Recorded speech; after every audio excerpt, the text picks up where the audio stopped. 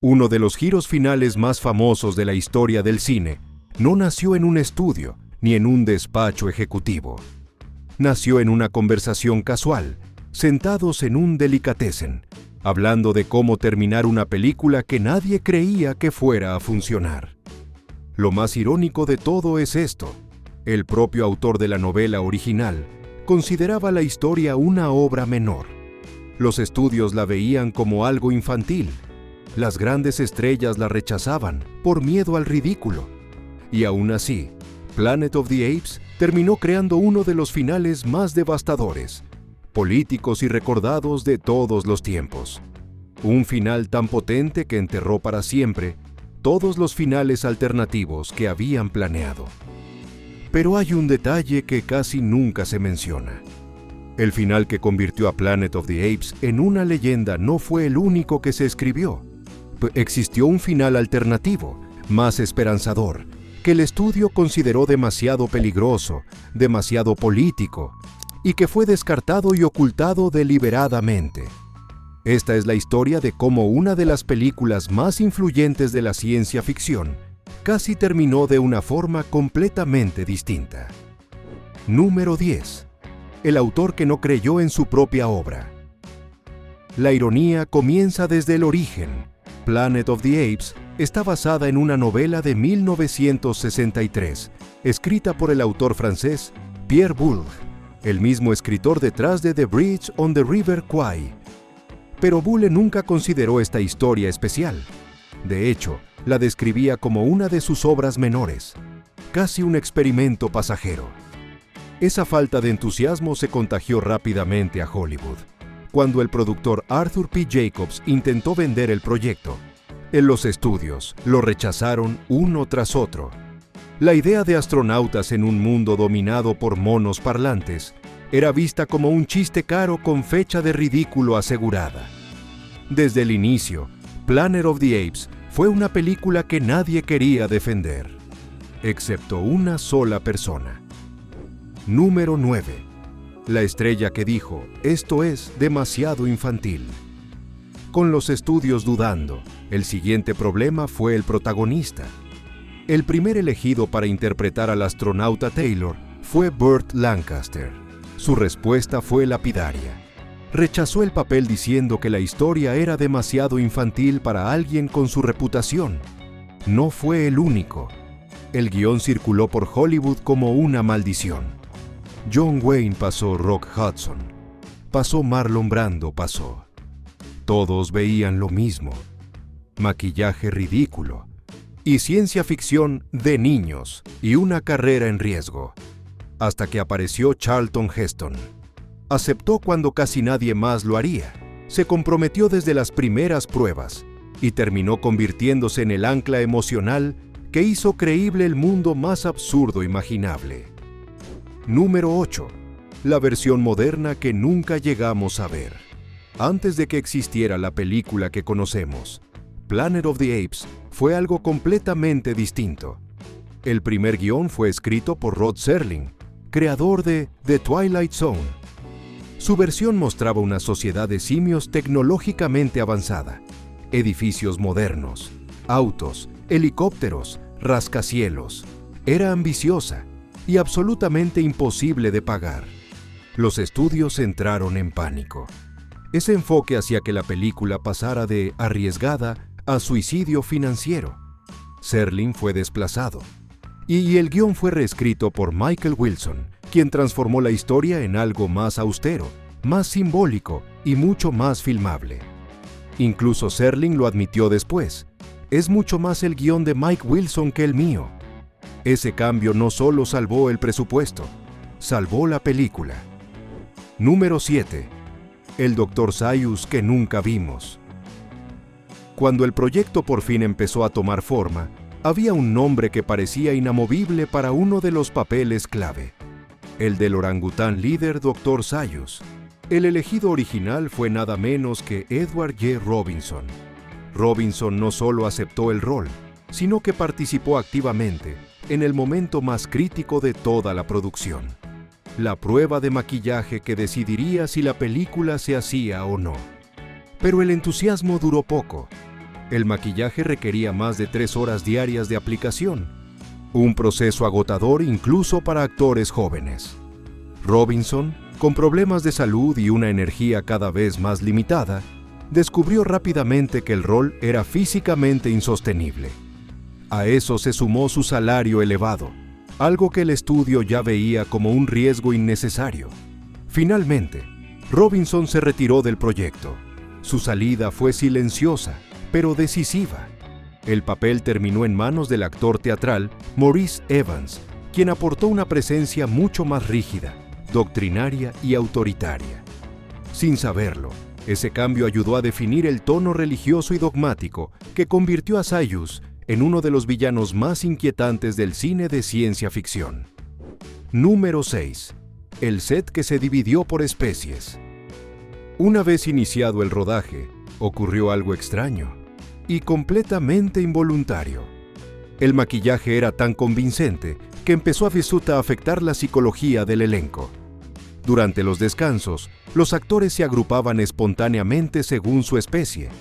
Los gorilas por un lado, los chimpancés por otro, los orangutanes en su propio grupo. No era una decisión consciente, simplemente sucedía. La actriz Kim Hunter, quien interpretaba a Cira, admitió años después que casi no habló con Maurice Evans durante todo el rodaje. Su explicación fue tan absurda como reveladora.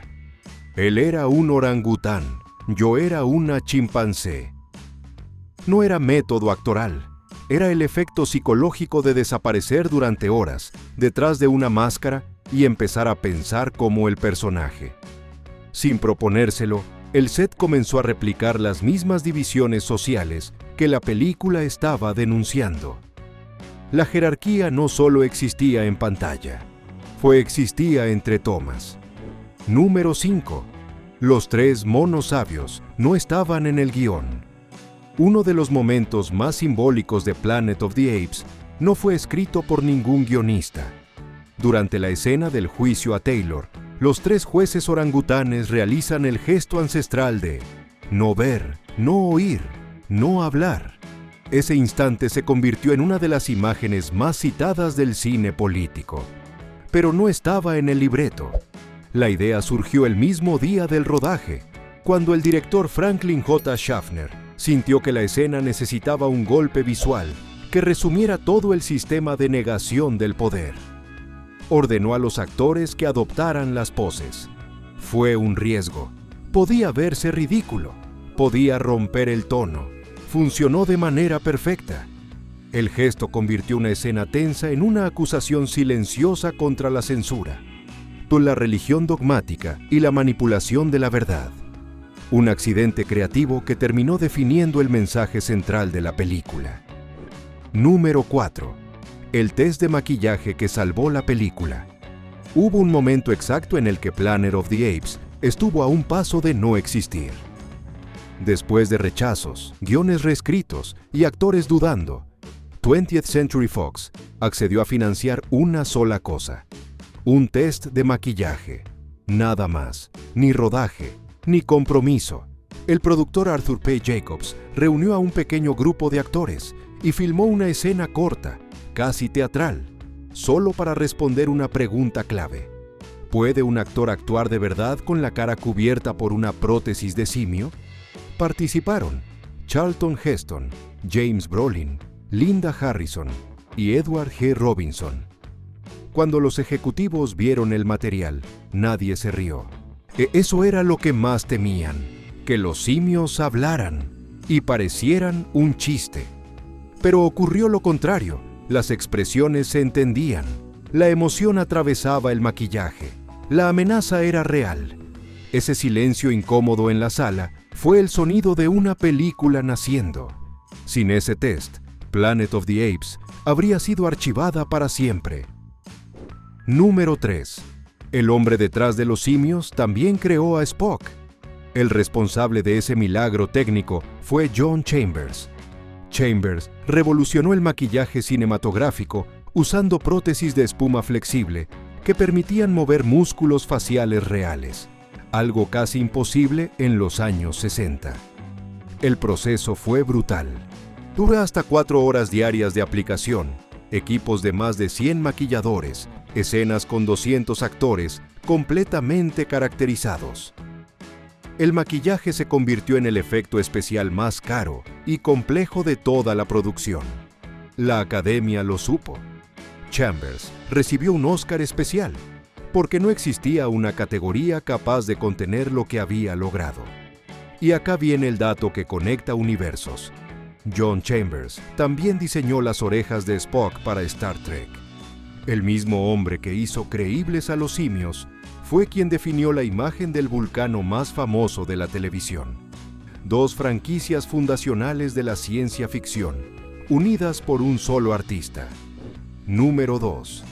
El final nació en una charla, mal entendida. Durante años circuló una historia mítica. El final de Planet of the Apes fue concebido durante un viaje a Delhi. Innúmero. Fue en un Delhi. La confusión se volvió leyenda. El productor Arthur P. Jacobs y el guionista Rod Serling estaban comiendo, hablando sin presión, cuando apareció la idea clave. ¿Y si el planeta no es otro mundo, sino la Tierra misma? Eso cambiaba todo. Hasta ese momento, existían finales mucho más optimistas.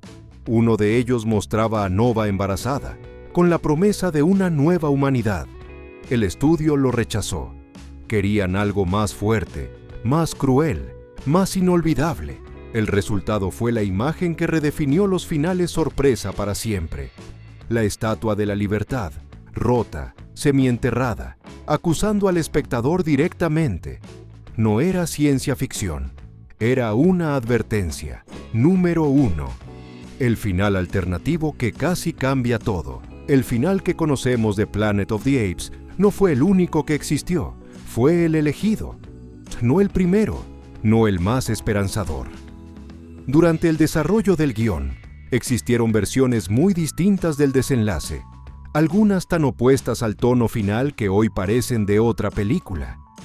Uno de esos finales, escrito por Michael Wilson, terminaba con Taylor muerto y Nova embarazada, buscando refugio en una zona segura del planeta. La idea era clara. Aunque el hombre había fallado, la humanidad podía empezar de nuevo. Era un cierre simbólico, trágico, pero con esperanza. El estudio lo rechazó de inmediato. Temían que el público no aceptara una conclusión tan ambigua, tan emocionalmente incómoda y, sobre todo, tan política. Fue entonces cuando Arthur P. Jacobs y Rod Serling impulsaron la idea más radical de todas. No mostrar redención, no mostrar futuro, no mostrar salida, solo una revelación devastadora. El mundo de los simios no era un planeta lejano, era nuestro mundo. La Estatua de la Libertad destruida no explicaba nada, no cerraba nada, no consolaba a nadie, solo acusaba. Ese final fue considerado demasiado oscuro, demasiado nihilista, demasiado incómodo para una gran producción. Pero justamente por eso sobrevivió, porque no ofrecía alivio, porque no perdonaba, porque no permitía escapar del mensaje. No fue un final feliz, fue una sentencia. Ese final alternativo no fue descartado por ser malo, fue descartado porque cambiaba por completo el mensaje de la película. En lugar de una advertencia nihilista sobre el destino inevitable de la humanidad, ofrecía la posibilidad de redención, continuidad y futuro. Para 20th Century Fox, en pleno contexto político y social de finales de los años 60, ese mensaje resultaba incómodo. Así que el estudio eligió el golpe devastador. Enterró el final alternativo y convirtió a Planet of the Apes en una tragedia absoluta que nunca permitió a la humanidad una segunda oportunidad, cuando el verdadero horror no está en los simios. Planet of the Apes no se convirtió en un clásico por su maquillaje, ni por sus paisajes, ni siquiera por su giro final. Se convirtió en un clásico porque se atrevió a no tranquilizar. Fue una película que Hollywood llamó infantil, su propio autor menospreció, los estudios casi cancelan, y los actores dudaron en protagonizar. Y aún así, terminó siendo una de las obras más incómodas y duraderas de la ciencia ficción. Su final alternativo más optimista fue descartado porque habría suavizado el golpe. El final que quedó no prometía reconstrucción, ni redención, ni segundas oportunidades. Solo una verdad brutal. El problema nunca fueron los simios, el problema siempre fuimos nosotros. Más de 50 años después, esa imagen sigue funcionando porque no depende de efectos, ni de época, ni de contexto. Funciona porque señala, y porque nos recuerda algo inquietante. No todas las historias deben terminar bien para decir algo verdadero. Algunas solo necesitan terminar, dejándote sin palabras,